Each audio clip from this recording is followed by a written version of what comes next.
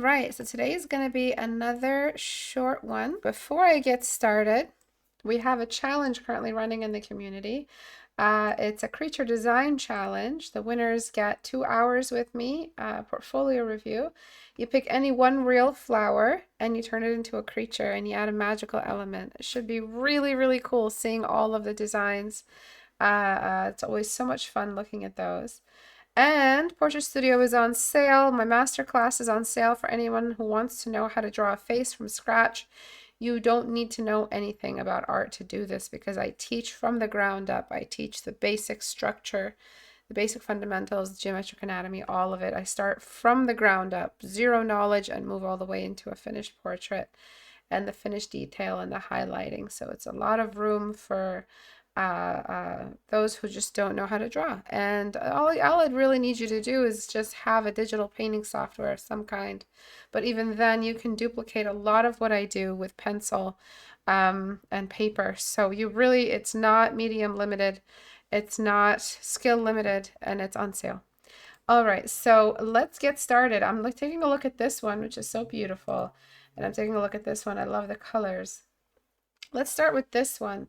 So in order to properly critique this one, oh, I don't know how to use Photoshop anymore. I'm just going to enlarge it because the artist posted it kind of small. So well, all I'm seeing, the only thing that I would say is wrong with this, and it's not even wrong, is that if we were to draw grid lines over these cheeks, there's a cliff drop here. Do you notice that? There's the cheekbone. And what happens as it rotates is that it flattens, but really we see just like that. Okay, but here the bump happens down here. So it's like she has two different types of cheeks. And so that's usually something that happens a lot in 3/4 view because you guys forget that 3/4 view is just one frame of a larger motion, of a larger movement. And what we don't see from front view, we suddenly start seeing from 3/4 view because it's rotated. So 3/4 view rotation is one frame of many frames of rotation. So all I'm doing is just tucking in.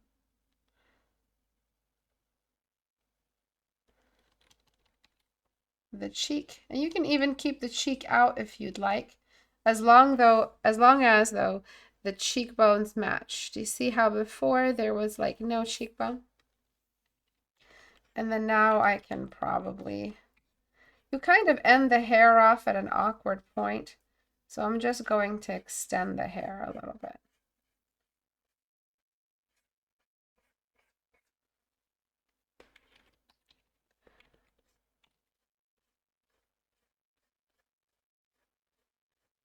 All right, so that's all that I would say is the issue with this one. Oopsie. All right, so before, after, I actually really want to duplicate the hair you had because that way the before and after isn't a two-parter issue.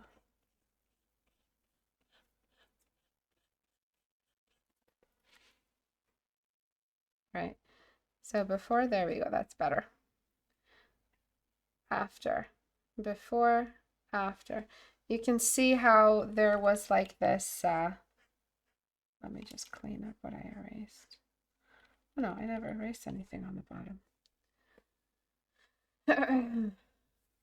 The cheekbone was missing. And so that's something that'll happen a lot if you don't study rotation. And one thing that I would suggest is for you to start sculpting ahead. When you start sculpting, a lot of my patrons are sculpting right now. So I run a Patreon that has a private Discord for apprentices on the apprentice tier of my Patreon, and I assign them homework every month. And the homework that I assign them is like a collective, customized homework for what I feel like is the biggest issue in the group. And lately, I've been getting them all on sculpting. I basically assign them to go get some Sculpey or some plasticine, whatever it's called nowadays. I remember it being called plasticine when I was young. And it's like a non-drying clay. And you don't need to cook it or anything or bake it, whatever. You just need to sculpt a head using whatever materials you have.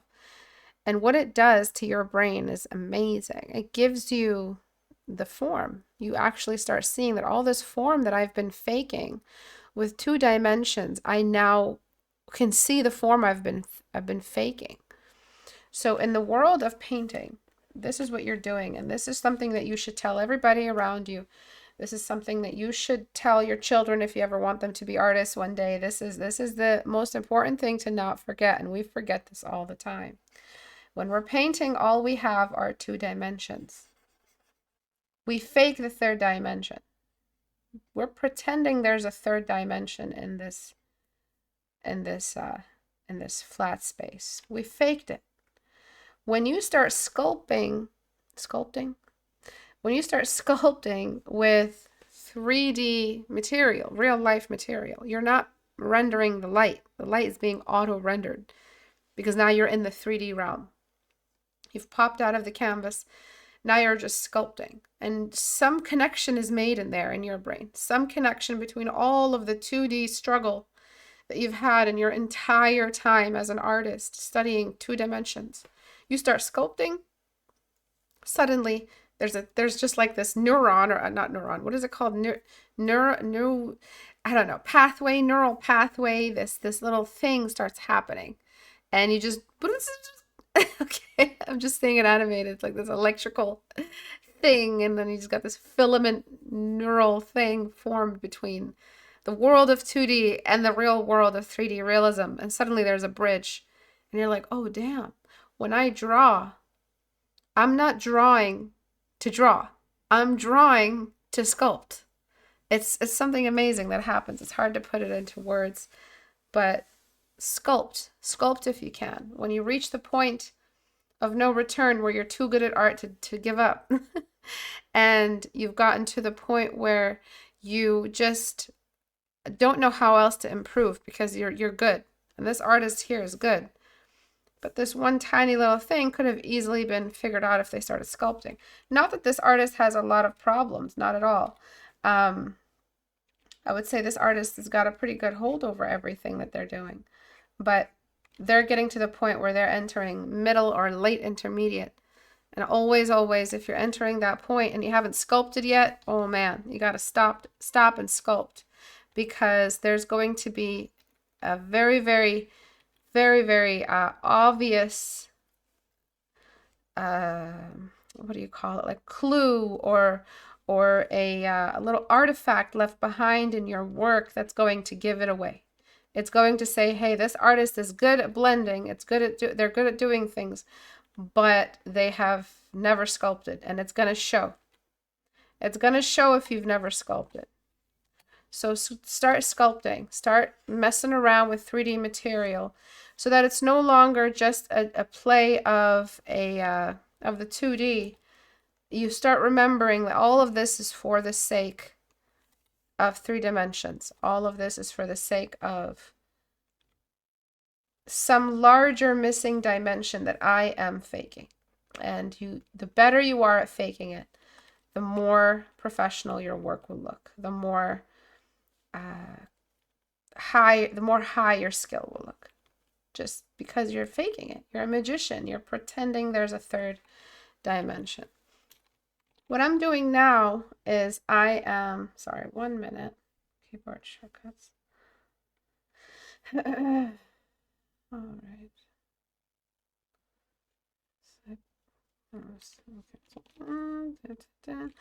So what I'm doing now is I'm adding just a little bit of extra indication that on the other side of the mouth there is a dark spot as well. So you kind of overdid this dark spot here. You need to make it look more like a dimple and less like a teardrop, but it can have a teardrop shape. Okay. And so it's just really realignment, remembering that with rotation, things are now visible and things are now invisible. Some things have rotated away from the camera. Some things have rotated toward the camera. The camera can now see a lot more. The nose isn't quite so rotated that we don't see even an indication of the other side of it. We can still see some of it. So it wouldn't kill you to add another little marker there. What's happening with this eyebrow is that it feels like it's a little too low for the eye and a little too short for the eye. So for it to work in 3/4 view, an eyebrow is extended in 3/4 view. It's lengthened because it used to be facing the camera with the tail not facing the camera. The tail is the tail end of the eyebrow. When you rotate in 3/4 view, the tail end becomes a little more visible. So lengthening that can help you make sense of the anatomy of the eyebrow a little bit easier. So what 3/4 view is, especially if you're stylizing, becomes a real test of your skill. So it feels just a little bit short for a 3/4 view eyebrow. I just gave it a little bit of length.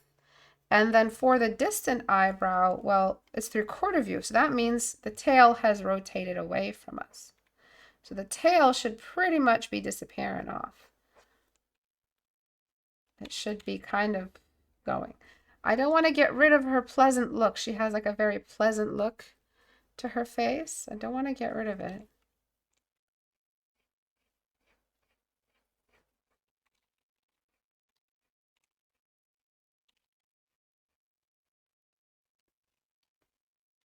Because it's so beautiful to play the face that you drew. So let's take a look at the before and after. I'll just resize the one from before, image size. Okay, so small changes, and they kind of make the face feel a little bit more complete. So that missing lip corner is now there. We get to see some of the nose again. It shouldn't be so rotated. There are extreme 3/4 views where the head has rotated so much that the nose can only show one side or one nostril. But that means by the time the nostril has disappeared, this nostril, this whole section of the face has also disappeared. There are extreme 3/4 views, but that means everything has been subjected to that extreme rotation. This is not an extreme 3/4 view at all. This is a very mild 3/4 view. It's on the mild side. All right, so you can see that lip makes a little bit more sense now, because it felt like she had this like swollen section that was pulling down her cheek. And the two cheeks now do the same thing, or the cheekbones. And the eyebrow feels a little bit less short, but eyebrows are so subjected to different types of makeup and style and patterns that eyebrows, I guess, you can get away with. All right, and then for this one used a reference. And the issue with this one is nothing to do really with 3/4 view. It's just an issue of gaze. So the gaze is just not happening. So let me try to get this to look around the same size so I can make a proper reference.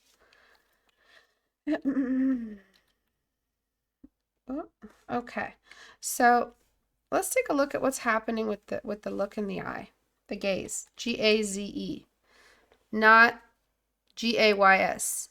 I love the gaze. Happy Pride Month, everybody. All right, wow, I'm not funny. So this eye feels like it's looking in this direction. All right, so this eye feels like it's like there, and this eye feels like it's, they don't feel like they're telling the same story. However, we look here, it really feels like she's seeing something, you know, right here. It feels like the gaze is complete. Here, it feels like the gaze is not. So what I'm going to do is a very, very simple trick. And it's not a technique, it's not a painting issue, it's not a color choice issue, it's not even a symmetry issue, it's a biology thing. Studying the way the human eye functions is a question of, you know, understanding the function, like the anatomy function. So whenever someone says anatomy, you should hear the word function just happening. If you're an artist and you want to be a good artist, You should hear the word function as soon as someone says anatomy. Those two things should just happen. There should be an echo. The word you heard was anatomy, but the word that echoed in your mind was function. So anatomy is function, in that all anatomy functions. It has its purpose is to accomplish a task. It's there to do something. Every last muscle in your body, every last vein, every last organ has a function, has a job. It's just all there to do things, which is, I don't know, to keep us alive. Why are we here? That's a question for another day. But we got a really good, body here, and it's working for us. And what's happening is that for the eyes to see an image clearly, they have to cross a little bit. Not so much that you're starting to see double again, but if you uncross or unfocus eyes, you will see double. So you'll see double on either extremes, two crossed or two apart, or like wall-eyed. I don't know if wall-eyed is a proper term. I really don't like that term. It seems derogatory. But that's what I mean. When eyes are just like, kind of far apart, you're going to see double. What you got to do is find that sweet spot where you can see, it looks like your character's eyes. What's the word? Can anyone finish this sentence? It looks like the character's eyes can...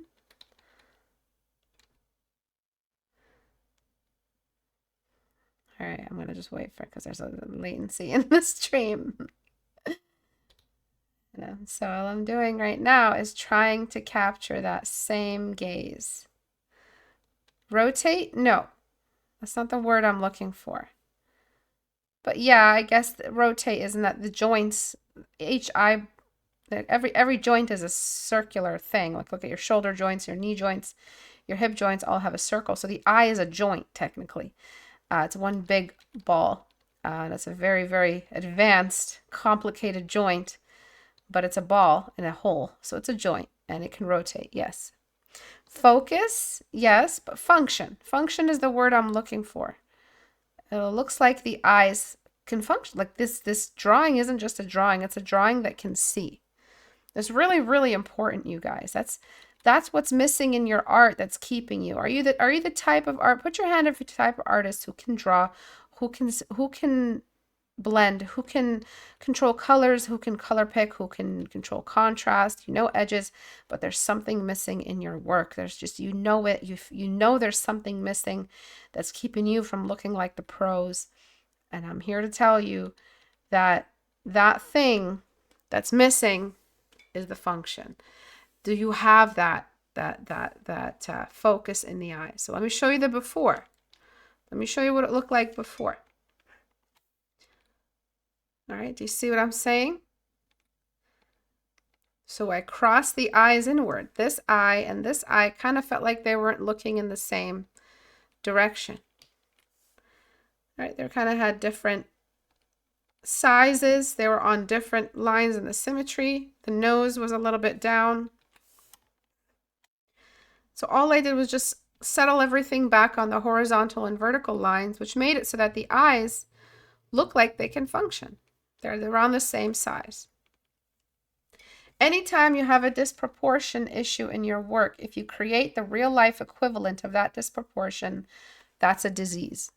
Some people are born with an eye that is an eye socket and an eyeball that is much larger than its sister eye, making it so that that person can't see properly. In fact, they have to wear glasses. Maybe they have to have the eyeball removed.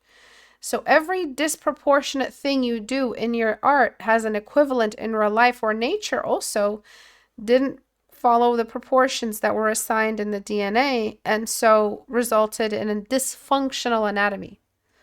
So someone who has a disease that's born with it, let's say the word deformity, their function has been interrupted. Symmetry is vital for function. And so if you want that extra oomph in your drawing that makes things look super realistic, be a little bit more picky with your function, with your anatomy, with all of these things. If you're not picky enough, you will have that, I'm sorry for the word I'm about to use, forgive me, you'll have that amateurish look in your work. All right. The amateurish look, what is it? It's like everything is well done, but there's this lingering look of beginnerishness. I'm sorry, I don't mean to insult anyone. Besides, I'm not really insulting anyone, am I? Because nobody stays as a beginner. Nobody stays a beginner. A beginner is a temporary state. Nobody is a permanent beginner. Nobody. Nobody. That's not how the human brain works. The human brain can never be a beginner at something for too long. The human brain, against all efforts, will always learn, even if you don't want to. It'll just get good. Imagine you just got a job, retail job. They put you on the cashier. You're just learning all of the bells and whistles. It feels like you're never going to learn all that shit. 3 months pass, you're just doing that crap so fast. It's not because you are passionate about your retail job. It's because you just did it so often, your brain just learned. It just got good at doing it. And so that's, nobody stays a beginner. So when I say that amateurish look, don't be offended by it, because it's not your permanent identity. Nobody stays a beginner. I was once a beginner. I'm not a beginner anymore. I might be a beginner at other things in life, but I'm not a beginner at art, and it's a temporary place. So you get rid of that beginner look by being a little bit more scientific. And I'm not talking about like, being too, taking away the artistic spontaneity of being an artist, but spending an extra 10 minutes, 15 minutes measuring. At the end of the day, that's all it really was. So before, after. Did you know that contentious amount of time that everybody is just arguing over, that amount of time that you're worried about being too mathematical with your art? Did you know that this whole debate about over measuring and being too technical, did you know that we're just talking about 10 minutes of extra measuring time? Like in 10 minutes, you can change your art from having that beginner look to having a more complete look with just extra 10 minutes, 15 minutes of measurement.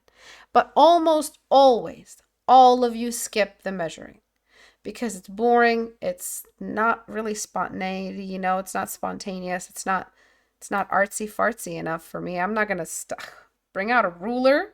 That is beneath me. I swore to myself after high school calculus, I was never going to pick up another ruler again.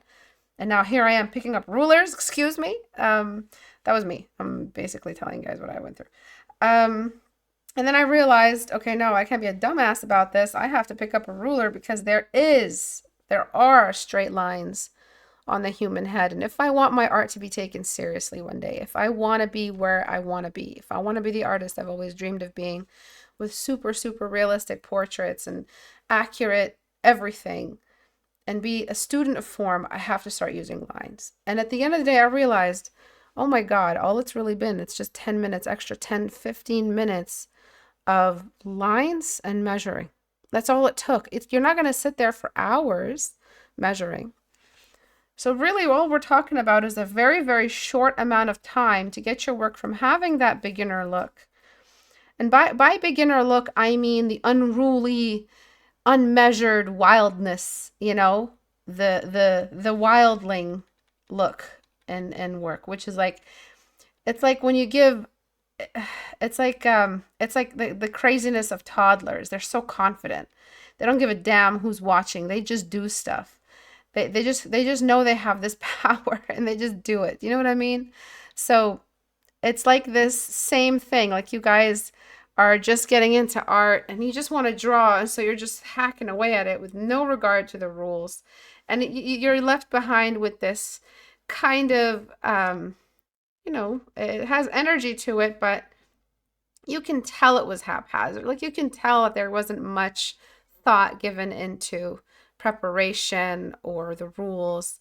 But at some point, in order for you to move forward, in order for you to have the skill that you see in others, let's say it's just the base value. You've compared yourself to others who you want to imitate, artists who when you see their work, that it takes your breath away.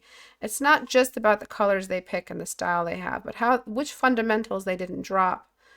And almost always, I guarantee you, prove me wrong, almost always, even the most stylized art has a level of measurement and symmetry to it that cannot be denied. Even the most stylized work has appropriate rotation, and they honor simple things like eyes need to be a little bit crossed in order to look focused. Symmetry lines need to be consistent throughout the rotation.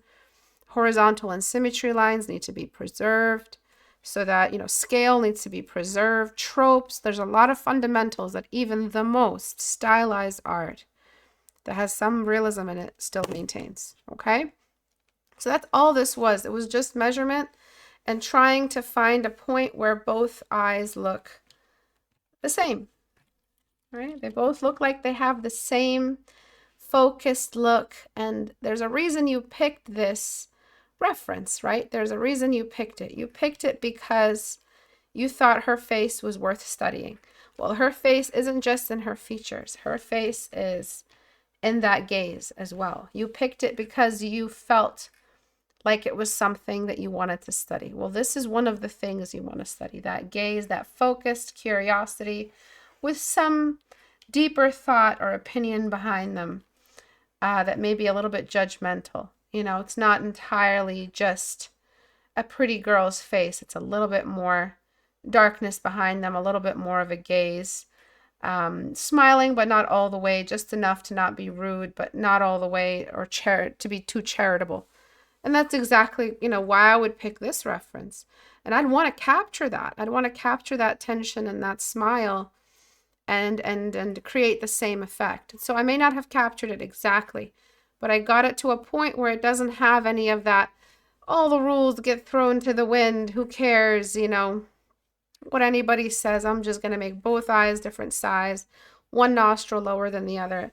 I know if you're the same artist who controlled this texture and built this beautiful head, you're also the same artist who can easily draw a symmetry line from nostril to nostril so that you can see that one is way lower than the other.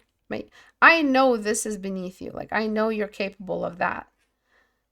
The point is that maybe you want it to feel a little bit more spontaneous with your work and you just wanted to draw for that day. But I promise, I'm not talking about an extra 5 hours of measurement. Really, at the end of the day, it's like 10 minutes of extra measuring time in order to get your art to the point where it doesn't have any of those beginner mistakes. Beginner mistakes are easy to fix, but they're heavy. And that when they are broken, these rules, when they are broken in the beginner way that art, can be broken, they stick out. They stick out like a sore thumb. So easy to fix, but very high damage, but easy to block. All right. So like compare that to like a game. What's high damage, but super easy to block? Like basic attacks. There you go. So yeah, that's kind of what I'm talking about. You guys can do this. It's not hard. It doesn't take any extra skill. And let's say you did it. Let's say you got the painting here. You can still do exactly what I did today. Go into Liquify, shift things around, do one last review, draw a couple of horizontal and vertical lines, and jump into Liquify if you're painting traditional. Even Procreate has a Liquify equivalent now. I think all painting programs have it.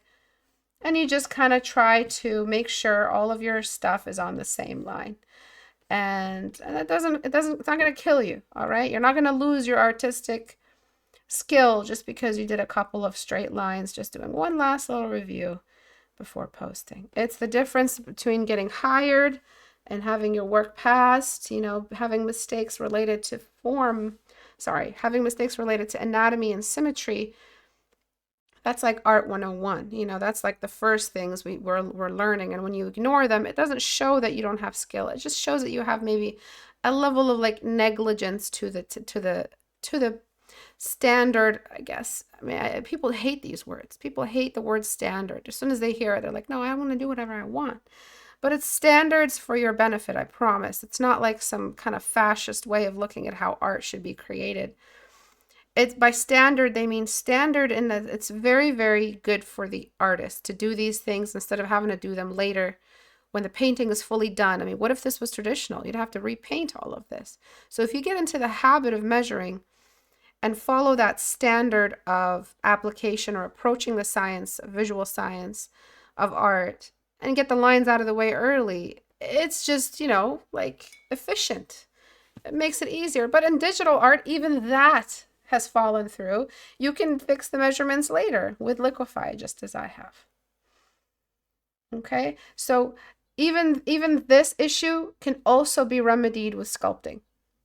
Because if you sculpt, if you get some clay and sculpt a basic head, not only are you sculpting and learning about the planes of the head, not only are you sculpting and learning about the structure of the head, but every time you rotate your little sculpture to clean up some section or blend some section, your brain is recording how things look while being rotated. Every single rotation has been recorded by your brain. And so you start picking up a visual instinct. As soon as you see a mistake in your drawing, you're like, holy cow, I know exactly how to fix this. Immediately. You immediately know how to fix it. Also flip your canvas. If you don't flip your canvas, you're not going to interrupt that viewfinder, you know, in your brain that's telling you, oh, everything's a-okay, buddy. But it's not. Things are not a-okay. When you flip the canvas, your brain's like, holy crap, well, yeah, things are not a-okay, let me fix that, let me shrink that. I always flip the canvas while I'm drawing. I tend to tunnel vision. Some artists don't tend to. Some artists feel like they can, and they can, do the whole painting without flipping because they measure so well and they're so good at measuring. But I'm not. Lines don't, numbers, they're not big. I'm not big on those. Maybe now that I've been drawing for so long, the lines, I see them like the schematics, I see them all around, but only because I practiced for so many years. But as soon as I flip the canvas, I immediately see the issue. If I have too long a face, too short a face, too big an eye, I'll be able to fix it right away. Okay, so small things, but they make a big difference. And that's really all I wanted to talk about today. You are right, I cut a lot of steps for this drawing, so I wanted to keep a good routine and practice. The day prior, I had spent 10 hours on a portrait and felt burnt out, so I got lazy. Again, it's just 10 minutes. Then 10 minutes of extra lines makes a huge difference in the final way people look at your work. And these eyes could be pushed a little bit further, but I want to keep the point kind of short. And these drawings are beautiful. Sorry, what? Hi, Istebrak. What's the last date for the flower challenge? So for the flower challenge, I'm hosting a challenge, a character design challenge. You can find the details on it on istebrak.com. You go there, you click on the subreddit icon. That'll take you to my subreddit. And here is the whole description. It's going to be due towards the end of June or early July. Most likely early July because the end of June is looking a little bit crazy for me. So most likely early July, between the first 2 weeks of July, the 3rd or the 10th. If I see that people really need that extra week, I'll push it to the 10th. But aim for the 3rd of July, okay? Basically what it is, you pick any real existing flower in this world, not a fantasy flower, a real flower, and you turn it into a creature. And the possibilities are endless. They're just crazy endless. I mean, where do you put the eyes? What section do you use for the eyes? Like I can see an eye right here. I can see like kind of a snout. I can see something like the legs or some kind of, it could be any creature you want. It could be even a sea creature in that, you know, it's not necessarily mixed with animals. It can be like in the fantasy world of these floral creatures. It can be one that, you know, can swim.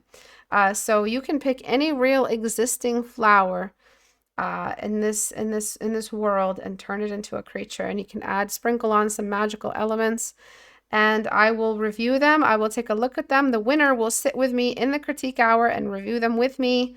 They'll get 2 hours of one-on-one portfolio review. I'll look through your art. I tell you what you can do to get your art moving along and raise your skill. You get my masterclass for free, which is on sale, by the way, if anyone's interested. If you don't know how to draw a portrait, if you're really good at like other stuff, but portraits are kind of like in the back burner, this is a great masterclass for you because it's not dedicated to any specific skill. It's beginner to advanced. There is something for everyone in this. It's hours and hours of all my portrait knowledge, basically. And it's there on my Gumroad on sale if anyone wants it. Thank you guys for watching today. I really appreciate you guys coming out to the live streams. It always means so much. I'll see you guys on Thursday at 5 p.m. Eastern time. Bye, guys.